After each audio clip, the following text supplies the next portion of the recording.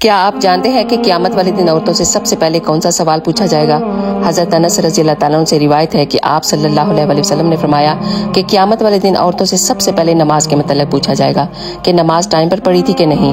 उसके बाद शौहर के बारे में सवाल किया जाएगा कि उसके साथ तुम्हारा बर्ताव कैसा था, तुम्हारा सलूक कैसा था।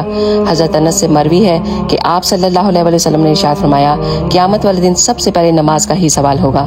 अगर ये सही निकला तो दूसरे भी अमाल सही निकलेंगे, और अगर इसमें कोई गड़बड़ हुई तो दूसरे अमाल में भी गड़बड़ ही होगी।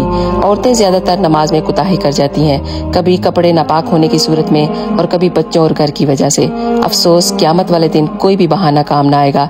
इसलिए मैं औरतों से कहूंगी कि नमाज की पाबंदी किया करें और अपने बच्चों को भी नमाज टाइम पर पढ़ाया करें। अगर वो बचपन में ही नमाज पढ़ने के आदी हो जाएंगे तो कभी जिंदगी में नमाज नहीं छोड़ेंगे। अल्लाह ताला हम सबको नमाज टाइम पर पढ़ने की तौफीक अता फरमाए। आमीन या रब्बुल आलमीन। अगर वीडियो अच्छी लगे तो जरूर शेयर कीजिए।